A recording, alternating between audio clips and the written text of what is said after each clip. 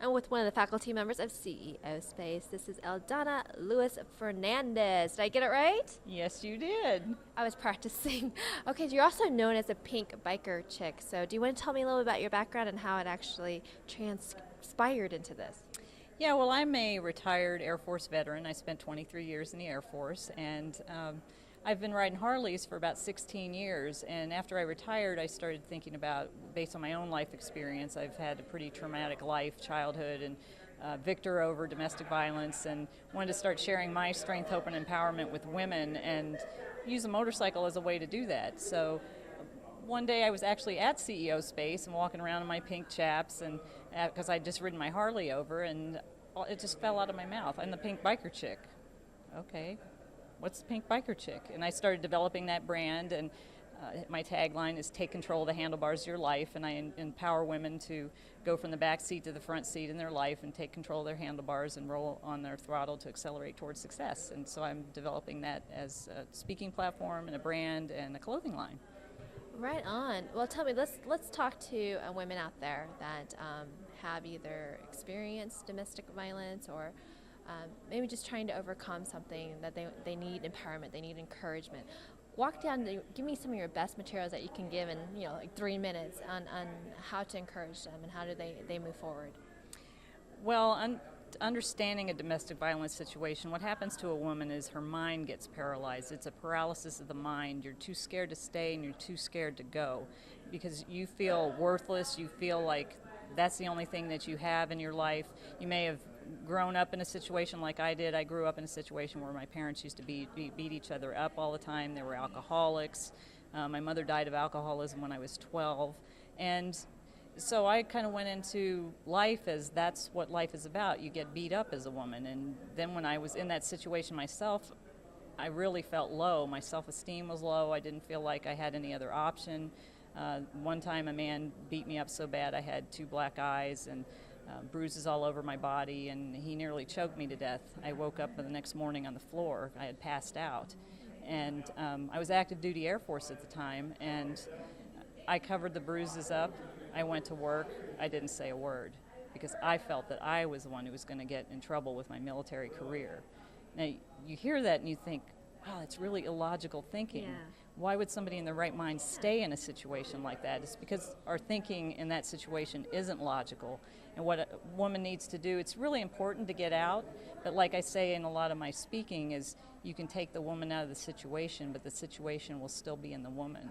And if the woman doesn't have an experience where she sees for herself that she's the problem, that she needs to change her thinking and change who she is, she'll stay in that situation for life.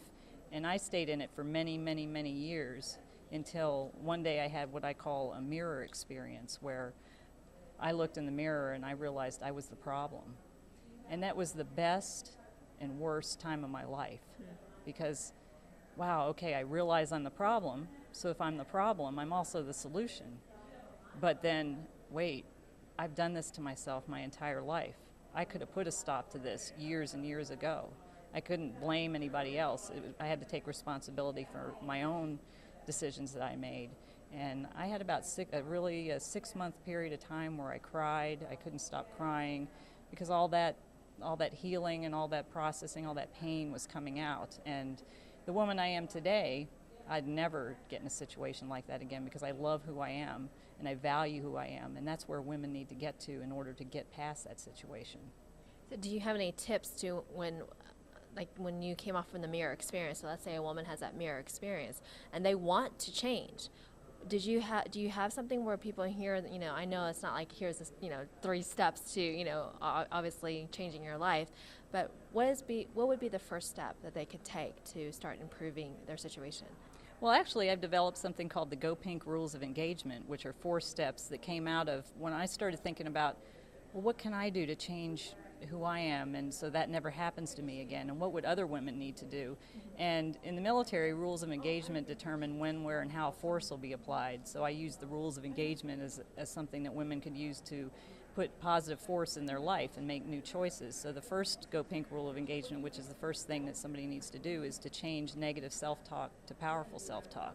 It all starts inside, and you need to change the negativity, that tape that's running over and over again that says you're no good, you're worthless, you're not pretty, you're not fabulous enough, you're not rich enough, you're not whatever, to something powerful. And the way to do that is I have something called the power questions. And the first power question is to ask yourself, what do you absolutely love about yourself today?